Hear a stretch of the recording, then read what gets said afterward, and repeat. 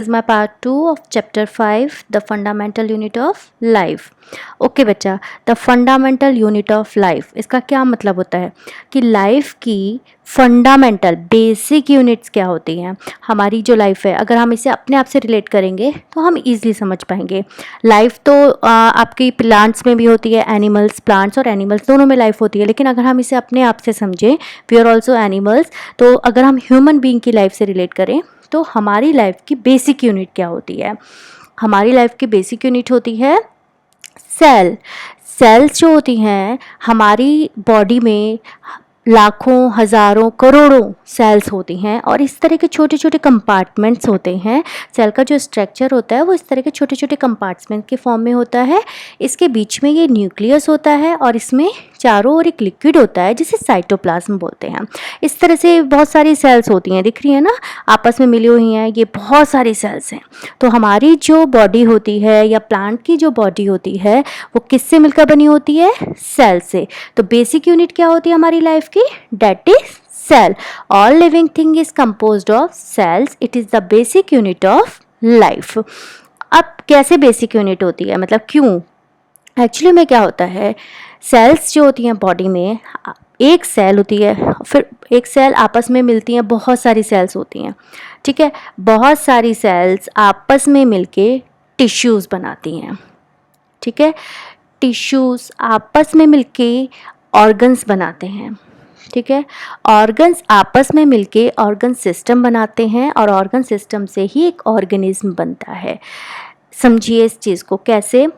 मैं एक जनरल सा एग्जांपल लेती हूँ। ये वीडियो है, ओके, मेरा ये वीडियो आप देख रहे हैं, ये वीडियो है। इस वीडियो में बहुत सारे आपको प्रेजेंटेशंस दिख रही हैं, ओके। इन प्रेजेंटेशंस में कुछ कुछ लिखा हुआ है, पैराग्राफ्स लिखे हुए हैं कहीं कहीं पे। वो पैराग्राफ्स में कुछ वर्ड्स हैं, जैसे ये एक वर्ड है, ये एक वर्ड है, ठीक है। इन वर्ड्स के अंदर क्या है? ये लेटर्स हैं। तो इस पूरी प्रेजेंटेशन की, पूरा जो वीडियो है, इसकी बेसिक यूनिट क्या हो गई? These letters. अगर ये लेटर्स नहीं होंगे तो हम वर्ड्स भी नहीं बना पाएंगे, वर्ड्स नहीं होंगे तो पैराग्राफ भी नहीं होंगे, और पैराग्राफ नहीं होगी तो हमारी प्रेजेंटेशन नहीं होगी, स्लाइड्स नहीं होंगी, और स्लाइड्स नहीं होगी तो हम वीडियो भी नहीं बना सकते, ठीक है। सेम ऐसे ही अगर सेल्स होंगे तो ही टिश्यूज़ बन पाएंगे, ठीक है। सेल्स ही आपस में मिलकर टिश्यूज़ बनाती हैं। टिश्यूज़ का एक पूरा चैप्टर है आपका, वो हम पूरा डिटेल में पढ़ेंगे बाद में। तो सेल्स मिलकर जो एक स्ट्रक्चर बनाती हैं, समझिए, उसको टिश्यूज़ कहते हैं। टिश्यूज़ मिलकर आपस में ऑर्गन्स बनाते हैं, ठीक है। ऑर्गन्स आपस में मिलके ऑर्गन सिस्टम बनाते हैं। ऑर्गन सिस्टम एक ऑर्गेनिज्म बनाता है। इसको अगर हम अपने आप से रिलेट करें तो जैसे ये एक सेल है, ठीक है, ये एक सेल है।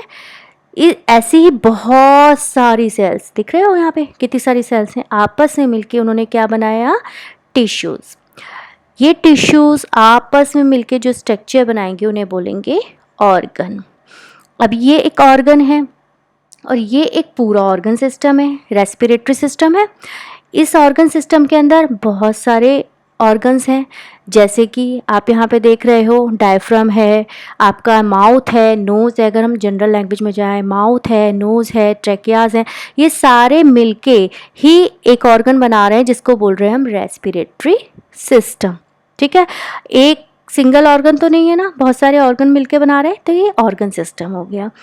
ऐसे ही बहुत सारे सिस्टम्स हमारी बॉडी में होते हैं, जैसे ये ऑर्गन, जैसे ये रेस्पिरेटरी सिस्टम है, ऐसे ही नर्वस सिस्टम होता है, डाइजेस्टिव सिस्टम होता है, ऐसे बहुत सारे सिस्टम्स हमारी बॉडी में होते हैं और ये आपस में मिलके एक पूरा ह्यूमन बीइंग, एक पूरी बॉडी बनाते हैं। सेम ऐसे ही प्लांट्स में होते हैं। प्लांट्स की भी बेसिक यूनिट सेल होती है, तो उससे सेल से ही आपस में मिलके पूरा एक ह्यूमन बॉडी या पूरा एक ऑर्गेनिज्म बनता है।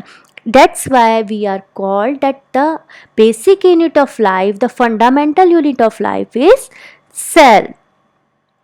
Okay, get my point? अब सेल की डिस्कवरी किसने की? सेल की डिस्कवरी सबसे पहले एक साइंटिस्ट होते थे, उनको बोलते थे रॉबर्ट हुक।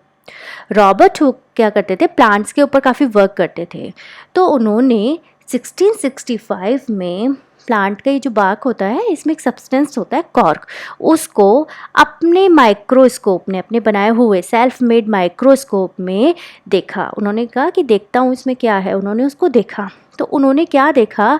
उन्होंने देखा कि इस तरह का कुछ स्ट्रक्चर दिखाई देता है। ये क्या है? इस तरह का स्ट्रक्चर दिखाई देता है। ये जो स्ट्रक्चर है ये छोटे छोटे कंपार्टमेंट से मिलकर बना होता है। उन्होंने देखा कि कुछ ऐसा स्ट्रक्चर है जिसमें बहुत सारे छोटे छोटे कंपार्टमेंट्स हैं और इसको ही उन्होंने नाम दिया सेल्स। ओके, समझ में आया? लैटिन भाषा में जो सेल्स होता है उनको बोलते हैं अ लिटिल रूम, एक छोटे कमरे की तरह। समझ में आया? रॉबर्ट हुक ने 1665 में सेल्फ मेड माइक्रोस्कोप के अंदर जो प्लांट है उसकी बार्क को जब देखा, उसमें एक सब्सटेंस है कॉर्क को जब देखा तो उन्हें इस तरह से छोटे छोटे कंपार्टमेंट्स मिले। इन कंपार्टमेंट्स को ही उन्होंने सेल बोला। आफ्टर डैट हमारा आया कि सेल थ्योरी क्या है, what is the meaning of cell theory, किसने दी सेल थ्योरी? तो सेल थ्योरी जो थी, सबसे पहले 2 बायोलॉजिस्ट थे, स्क्लेडिन और शॉन, इन्होंने सेल थ्योरी दी।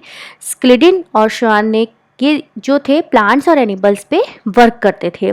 स्क्लेडिन जो थे वो प्लांट्स पे वर्क करते थे और शॉन जो थे वो एनिमल्स पे वर्क करते थे।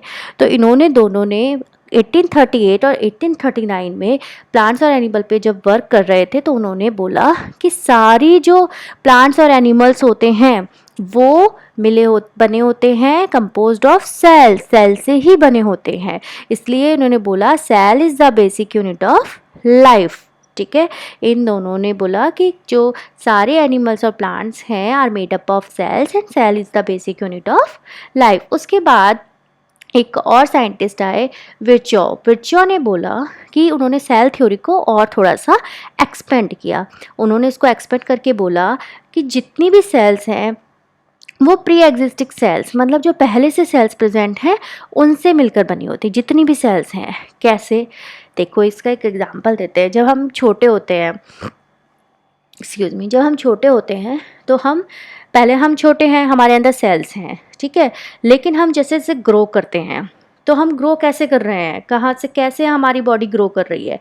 तो हमारे जो छोटे हैं उनमें जो सेल्स हैं उनमें डिवीज़न हो रहे हैं, वो धीरे धीरे ग्रो कर रही हैं। सेल में डिवीज़न होता है जिसे सेल डिवीज़न बोलते हैं। उसको हम लास्ट टॉपिक है इस चैप्टर का, वो हम लास्ट में पढ़ेंगे। थोड़ा आपको ब्रीफ आइडिया दे रही हूँ कि सेल्स आपस में डिवाइड करती हैं, डिवाइड करने से ही हम ग्रो कर रहे हैं। देखो, हम ग्रो कर रहे हैं और एक हम प्योर मैच्योर पर्सन बन जाते हैं ना। कैसे? क्योंकि जो हम छोटे थे तो जो सेल्स हैं उनमें डिवीज़न हो रहा है, फिर हम थोड़े बड़े हुए उनमें और जो सेल्स हैं उनमें और डिवीज़न हुआ, फिर उनमें और डिवीज़न हुआ, इस तरह से हम बड़े हो गए। तो सेल्स आपस में जो है, मतलब कैसे पुरानी सेल्स में डिवीज़न हो रहा है, उनसे नई सेल्स बन रही है। तो that all cells arise from pre existing cell. कैसे होता है कि जैसे एक सेल होती है, उसमें क्या होता है, जब डिवीज़न होता है तो वो 2 सेल्स में डिवाइड हो जाती है। इसी तरह से क्या होता है कि जब ये वाली सेल है, ये वाली सेल पुरानी सेल है, इसमें डिवीज़न हुआ, 2 नई सेल बनी। फिर ये 2 नई सेल हैं, अब इनमें फिर से डिवीज़न होगा, फिर से 2 नई सेल बन जाएंगी और ये पुरानी हो जाएंगी। फिर उनमें डिवीज़न होगा, इस तरह से ये सेल डिवीज़न प्रोसेस चलता रहता है।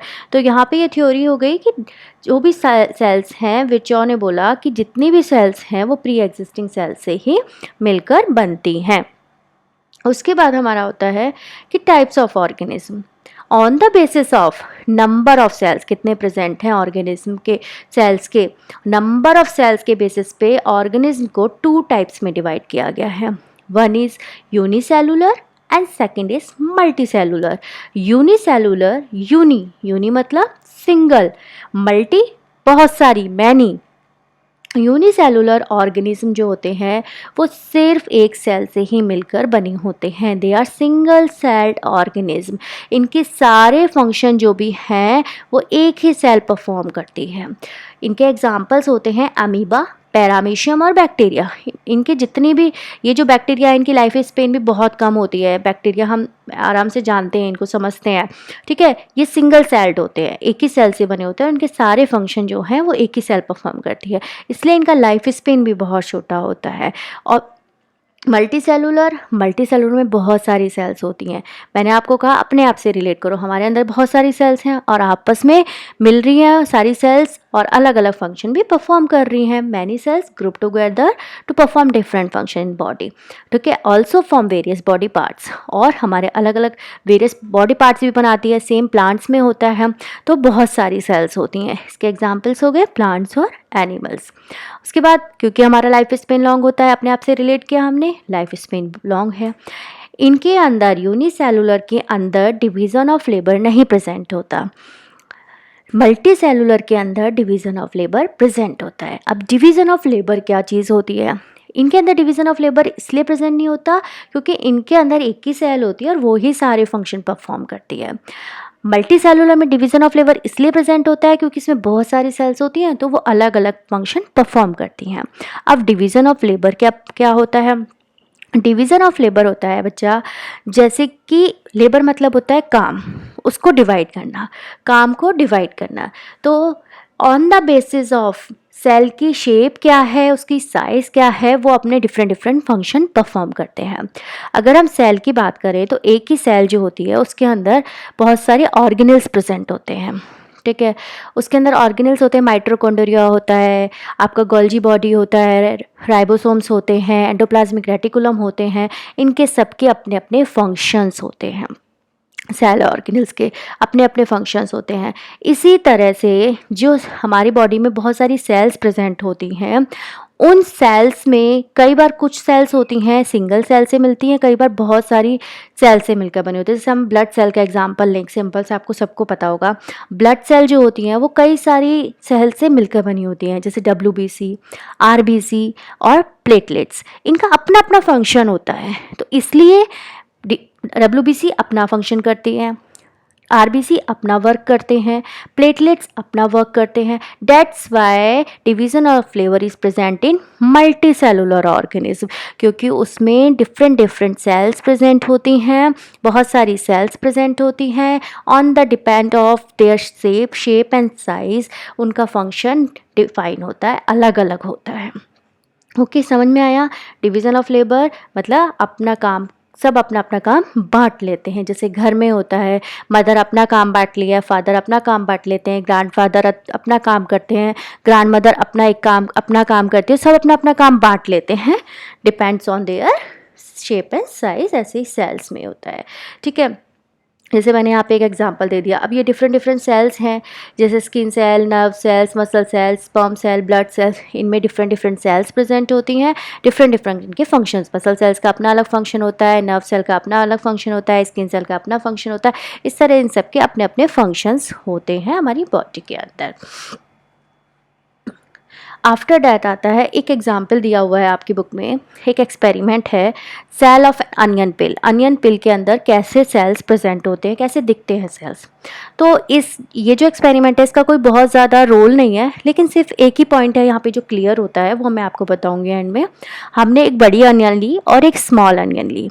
इन दोनों अनियंस को जब हमने इनको पील किया, पील करना, और इसका जो वाइट एक छिलका होता है, परत होती है ना, वाइट लेयर, वो निकाली, उसकी हमने एक स्लाइड प्रिपेयर की। स्लाइड प्रिपेयर आपका प्रैक्टिकल वर्क है, ठीक है। स्लाइड प्रिपरेशन में क्या होता है, जो हम वाइट लेयर निकालते हैं उसको स्लाइड के ऊपर रखते हैं और उसके ऊपर कोई भी एक ऐसा केमिकल डालते हैं जिसके लिए उस पर कलर आ जाए, ठीक है, ताकि हम उसके सेल्स को ईजिली देख सकें, और उसके ऊपर कवर स्लिप लगा के हम लोग उसकी स्लाइड बनाते हैं। ओके, तो वो स्लाइड प्रिपेयर करी। स्लाइड प्रिपेयर करके हमने जब उसको माइक्रोस्कोप में देखा तो क्या दिखता है, उसमें इस तरह के कंपार्टमेंट्स दिखते हैं। अनियन पिल में जो वाइट कलर की लेयर होती है, ये आप प्रैक्टिकल में करोगे अपने क्लास में, ठीक है। जो वाइट कलर की लेयर होती है, उस लेयर में जो सेल्स दिखती हैं वो इस तरह से होती हैं। ये एक सेल है, ये एक सेल है, ये न्यूक्लियस है, इसके अंदर ये लिक्विड होता है, साइटोप्लाज्म होता है, इसमें ऑर्गेनेल्स प्रेजेंट होते हैं, ये प्लाज्मा मेम्ब्रेन होती है। तो इस तरह से हमें ये सेल्स दिखती हैं, और बहुत सारी सेल्स दिखते हैं। दिख रहे हैं ना कि ये अनियन जो है वो कितनी सारी सेल से मिलकर बना हुआ होता है। तो यहाँ पे जो चीज़, एक कंक्लूजन जो निकलता है वो क्या है कि आइदर स्ट्रक्चर छोटा हो या स्ट्रक्चर बड़ा हो, सेल्स सेम प्रेजेंट होती है। सेम मतलब उनके फंक्शंस सेम होते हैं, ठीक है। स्ट्रक्चर से सेल्स के फंक्शन पे कोई भी इफेक्ट नहीं होता है। तो ये चीज़ समझ में आ गई कि सेल्स चाहे से हम किसी भी उसका स्ट्रक्चर बड़ा लें या छोटा लें, फंक्शन वो सेम टाइप के ऑर्गेनिज्म में सेम टाइप के फंक्शन ही परफॉर्म करेंगे। Okay okay, thank you students and bye bye.